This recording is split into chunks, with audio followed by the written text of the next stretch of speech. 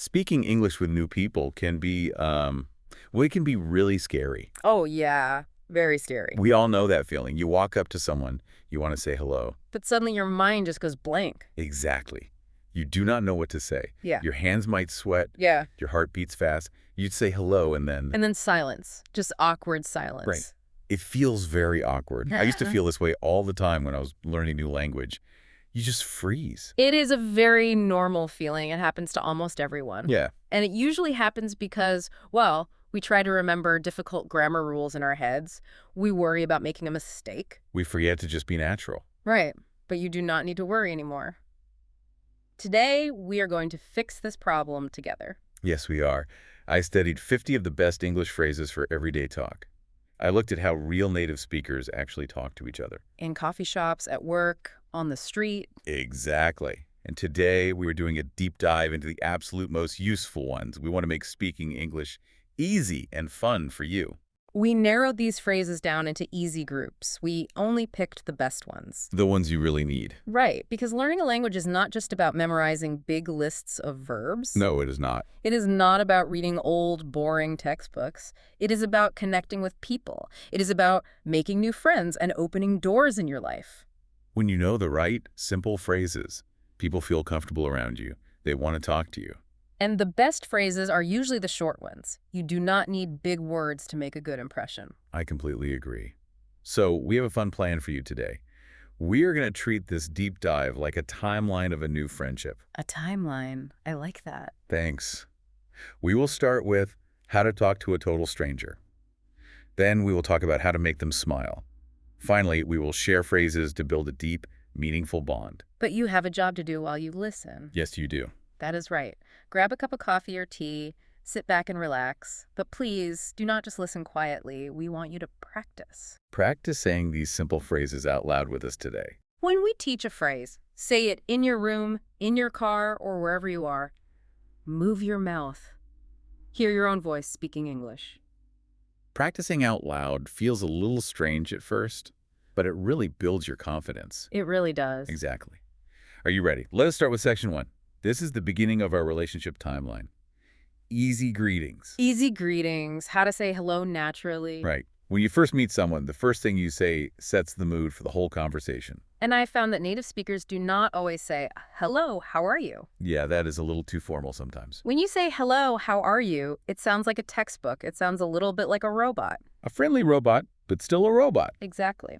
Native speakers use much more relaxed phrases. They use words that feel warm and friendly right from the start. So let us look at phrase number 1. The phrase is, how is it going? How is it going? Let me say that again slowly. How is it going? Now at normal speed. How's it going? The word it means your life, your day, or your work. So you are asking, how is your life moving right now? This phrase is much more friendly than how are you. It shows you care about their day. It is perfect for everyday life. But we need to talk about how to answer it too. Yes, that is very important. A very common mistake non-native speakers make is giving a long answer, a 10-minute answer. Oh, yes. If someone asks, how is it going? You should not tell them a sad story about your broken car and your sick dog. Right. You keep it short. Let's do a quick role play to show how this works. Okay. Imagine we work together. We're walking down the hall at the office. Uh-huh. I see you. If I just say hello, we keep walking. Hmm. But let's try the new phrase. Hey, how's it going? It's going well. I just finished a big project. How about you? I am doing great. Just gonna get some coffee. See how easy that is? We just had a real, natural conversation. Now it is your turn to practice. Yes, your turn. Say it out loud right now. How's it going? Good. Now, what if you are talking to a very good friend? Then you can use phrase number 2. The phrase is, what's up? Let me repeat that. What's up? This is super informal. It is very casual. It means, what is happening? Or what are you doing right now? I love saying what's up to my friends, but wait, I have a question. Sure. What if I walk into a big meeting and say what's up to my boss? Or what if I say it to a police officer? Is that okay? No, absolutely not. I did not think so. That is a very important rule. Do not use what's up with your boss. Do not use it in a formal business meeting. Never with a judge or a police officer. Right. It is way too relaxed. You must use it with your friends, your family, or people who are your own age. That makes perfect sense. It is a casual greeting for comfortable spaces. Let us do another role play. Okay, set the scene. Imagine your neighbor, Tom. Tom's a nice guy. He's working outside in his garden. He is planting some flowers. Okay, I picture Tom. You walk out of your house. You wave your hand. Hey, Tom, what's up? Not much, just fixing the garden. It is short, it is friendly, and Tom goes back to his flowers. The perfect, easy greeting. Let us practice. Say it out loud. Hey, Tom, what's up? Perfect. Now, let us look at phrase number 3. This one is really fun. The phrase is, long time no see. Let me say it again. Long time no see. I know this one does not look like perfect grammar, No, it really does not. If you look at a textbook, long time no see looks wrong. but it is actually an idiom. Native speakers use it all the time. Yes, an idiom is a phrase where the words mean something a little different than the strict grammar rules. You use this phrase when you are happy and surprised to see someone. You use it when you have not seen them for many weeks, many months, or even years. Let us show how to use it. Imagine you are at the grocery store. Buying apples. Right, buying apples. You look up and you see an old classmate from your school. Someone you have not seen for 5 years. You feel surprised. You walk up to them with a big smile. Wow, long time no see. Oh my gosh, it has been years. How are you? That phrase breaks the ice instantly. Breaking the ice means it takes away the awkward, quiet feeling. It makes both of you feel warm and friendly right away. Just make sure you only use it with someone you actually know. Yes. Do not say long time no see to a person you just met yesterday. That would be very confusing. Okay, but what if you do not know the person at all? What if you are standing next to a complete stranger? How do we talk to someone we do not know? For that, we use phrase number 4. The phrase is, nice weather we're having. Let me repeat. Nice weather we're having. This is a classic trick. Talking about the weather is the safest trick in the world. But wait, is talking about the weather a little bit boring? Why do we not ask them about their job or their family? Because asking a stranger about their family is too personal. It can make them uncomfortable. Oh, I see. The weather affects everyone. The sun, the rain, the snow. We all share it. It is a shared experience. It is perfect for strangers because it is completely safe. I see what you mean. Let us role play this one. Okay. Imagine we are waiting for an elevator in a tall building. You do not know me. I'm a stranger standing next to you. The doors are closed. We are both just standing there. It feels very quiet. It feels a little awkward. To stop that awkward feeling, I just look at you, smile slightly, and say, nice weather we're having. Yes, it really is beautiful today. I love the sun. And just like that, the awkward silence is gone. I am practicing my English with a native speaker safely and easily. A common mistake here is complaining too much. Oh, right. If you say, the weather is terrible, I hate the rain, the stranger might not want to talk, keep it positive. Good tip. Let us practice it together. Imagine the elevator doors. You look at the stranger. Ready. Say it out loud. Nice weather we're having. Excellent. Okay, so we successfully said hello. We broke the ice. Now we move to the next part of our relationship timeline. Section 2. Making people feel good. This section is all about how to give great compliments. A compliment is when you say something nice about someone. I studied this a lot, and I found that giving a good compliment is like a superpower. It makes people like you instantly, but you have to do it right. Doing it right is the secret. Bad compliments can actually make people feel very uncomfortable. But a good compliment makes them feel proud and happy. So let us look at phrase number 5. The phrase is, I love your, and then you add a word. Let me say it again. I love your. There is a golden rule for this phrase. You must compliment the things people choose. Compliment things they can change. For example, compliment their clothes, their shoes, or their hair. That is right. Never compliment things they cannot control. Like what? For example, do not compliment someone's body shape or their weight. Do not say, you look so thin today. Oh, wow. Good to know. In many English-speaking cultures, talking about someone's weight is very rude, even if you mean it nicely. Yes, that is a huge mistake. Stick to their choices. When you compliment their clothes or hair, it shows you think they are smart and have good style. Let us do a role play. Imagine I come to the office. I got a brand new haircut yesterday. Okay. I am a little nervous about it. I walk up to you and say, I love your new hairstyle. Oh, thank you so much. I was not sure if it looked good. That feels wonderful. It boosts confidence. It makes me feel strong and happy. I chose that haircut, and you noticed it. People love when you notice the nice choices they make. Let us practice. Think of a friend's shirt. Say it out loud. I love your shirt. Now think of someone's shoes. Say, I love your shoes. It is so simple, but it is so powerful.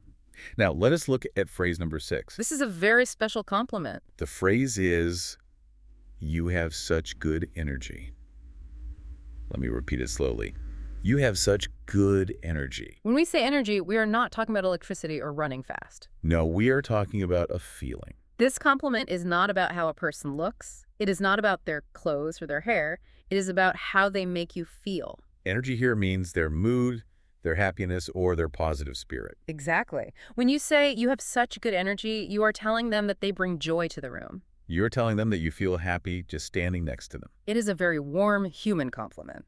Let us picture a party. We are at a friend's house. There is a person there who is telling funny stories. They're making everyone laugh. They are making everyone feel welcome and happy. Yeah. You walk up to them when they're getting a drink. And you say, I just have to say, you have such good energy. Wow. Thank you. That is so nice of you to say. That person will remember that compliment for a long time. It is deep. It is meaningful. Try saying it out loud right now. Yeah. You have such good energy. Beautiful. Now for phrase number 7. This is a great phrase for work or school. The phrase is, I am impressed by. Let me say it again. I am impressed by. To be impressed means you think someone did a very good job. It means their hard work surprised you in a good way. This phrase is much better than just saying, good job. Yeah, if my boss just says good job, it feels a little bit like they're talking to a dog who just sat down. Or a teacher talking to a small child. It is a little boring. Exactly. I am impressed by shows that you looked closely at their hard work. You paid attention. For example, let us do a role play at the office. I just finished a big presentation. I talked for 30 minutes and showed a lot of difficult number. After the meeting, you come to my desk. And you say, I'm impressed by how clearly you explain those numbers. Thank you. I worked really hard on making the charts easy to read. Notice what happened there. You did not just say good presentation. I told you why it was good. I noticed your clear explanation. When you are specific, the compliment feels real. People respect you when you give real, specific compliments. Let us practice this one. It is a big phrase. Say it out loud. I am impressed by. Great. Okay, so we said hello to our new friend. We gave them a great compliment, and now they are smiling. But we have a new problem. We do. We are standing there, and we do not know what to say next. This brings us to section 3, asking the right questions. This is about how to keep the talk going. We want to stop the conversation from dying. Have you ever talked to someone, and after 2 minutes, nobody has anything to say? It is the worst. You just look at your phone. You look at the clock. It is the worst feeling. We studied how to fix this. We studied how to keep the conversation alive. The secret is very simple. The secret is showing you are curious. You must ask questions that make the other person talk. But wait, what kind of questions? Yeah. If I ask, do you like coffee, they just say yes, and the talk stops again. That is a great point. Do you like coffee is a yes or no question. If you ask a question with a yes or no answer, the talk dies. You need to ask questions that ask for a story. Stories keep the talk going. Ah, I get it. So here is phrase number 8. The phrase is, what have you been up to? Let me repeat that slowly. What have you been up to? Now, normal speed, what have you been up to? This phrase asks about their recent life. It asks, what things are you doing these days? This is so much better than asking, how are you? If you ask, how are you, the person will just say, fine, thank you, and the talk dies. But if you ask, what have you been up to? They cannot just say, fine. It does not make sense. They have to tell you a story. Let us role play. We are friends who have not seen each other in a month. We meet at a cafe. Hey, it is so good to see you. What have you been up to? Oh, I have been working a lot, and I actually started reading a really good new book about history. Now, I have new things to talk about. I can ask about your work or your history book. The conversation is alive. Let us practice this great question. Imagine you see a friend you have not seen in a while. Ready? Ask them, what have you been up to? Now, when they start telling you their story, you need phrase number 9. This is a super phrase. The phrase is, that sounds fascinating. Tell me more. Let me repeat it. That sounds fascinating. Tell me more. Let us look closely at the word fascinating. Fascinating is a big word, but it is easy to understand. It just means very, very interesting. When you tell someone their life is fascinating, it makes them feel amazing. It makes them feel like their life is exciting. And then you say, tell me more. This is a direct invitation for them to keep speaking. Yeah. People love to talk about themselves. If you use this phrase, they will do all the talking. and you can just practice listening to English. But what if I do not know anything about their hobby? What do you mean? What if they say, I started taking a pottery class? Pottery is when you get your hands dirty, making bowls and cups out of wet clay. I do not know anything about wet clay. What do I say? That is exactly when you use this phrase. You do not need to know anything about pottery. You just smile and say, that sounds fascinating. Tell me more. They will probably talk for 10 minutes about making bowls. Well, clay is very hard to work with, but last week I made a blue coffee cup. Wow, you are right. It takes the pressure off the English learner. You do not have to think of new things to say. You just encourage them to share. Now let us look at phrase number 10. The phrase is, what's your story with? Let me say it again. What's your story with? This phrase is deeply personal. Everyone has a story in their life. This phrase asks for a personal memory, not just a boring fact. I really love this phrase. It creates such a warm connection. Let us set the scene. Imagine you meet someone at a cafe. They're sitting at a table drinking tea. You see they're reading a big book about Europe? You could ask, do you like Europe? But that is a yes or no question. They might just say, yes, that is boring. Instead, you point to the book and ask, what's your story with Europe? Because you asked for a story, they will search their memory. They will not give a short answer. Let us role play. Yeah. I see you are reading about Europe. What's your story with Europe? Well, my grandmother was from Italy, and I've always dreamed of going there to see her hometown. Or they might say, I went to France 10 years ago, and it completely changed my life. You just unlocked a beautiful memory. Let us practice unlocking memories. Say the phrase out loud with me. What's your story with? Excellent. Use this phrase when you see someone wearing a special necklace. Or reading an interesting book or talking about a hobby. Just ask, what's your story with? And watch them smile. Okay, we are doing great. We are moving along our relationship timeline. We started as strangers. We became friendly. We learned about their life. Now let us move to our final section, section 4, making them the expert. This section is all about learning from others and building a deep bond. I noticed a very clear pattern when we group these final phrases. People love to feel smart. Everyone wants to feel like an expert. When you ask someone for advice, you give them a gift. You give them the gift of feeling important. And when people feel important, they love to talk to you. It is a brilliant way to practice English. You let them be the teacher, and you be the student. Phrase number 11 is perfect for this. The phrase is, what's your secret to? Let me repeat that. What's your secret to? A secret is something hidden, a special trick that only they know. When you ask this, you make the person feel very special. Everyone wants to think they have a secret trick for success. This phrase works perfectly when you see someone doing something very well. Imagine you are at the gym. You see someone who is very fit. They are lifting heavy weights and running fast. They look very focused. You walk up to them when they are resting. Excuse me, I have to ask. What's your secret to staying so motivated? Oh, well, thank you. My secret is that I wake up at 5 in the morning every day and drink a huge glass of water before I do anything else. That is such a good question. You are complimenting them because you notice they are fit and motivated. And you are asking them to teach you. They will feel so proud. You learn something new, and you make a new friend. Let us practice. Say it out loud. What's your secret to? Now for phrase number 12. This is a very polite and useful phrase. The phrase is, what would you recommend for someone just starting with? Let me break that down. What would you recommend for someone just starting with? To recommend means to give good advice. It means to tell someone the best choice. This long phrase tells the other person, you are the expert and I am the beginner. Please teach me. This is so helpful when you want to try a new hobby. Let us say you meet someone who loves taking photos. They have a big, beautiful camera. They take amazing pictures. You want to learn photography too, but you do not know what to buy. You ask them, what would you recommend for someone just starting with photography? This question actually saves you time and money. The expert knows all the mistakes beginners make. By asking this, they will gladly share their knowledge. Oh, do not buy the expensive camera yet. I recommend starting with this simple one. They feel helpful. You get free advice. It is a win for everyone. Let us practice the first part of that long phrase. It is very useful for many situations. Say it out loud. What would you recommend? Remember that word, recommend. It is a great English word to know. Okay, we are at our very last phrase. Phrase number 13.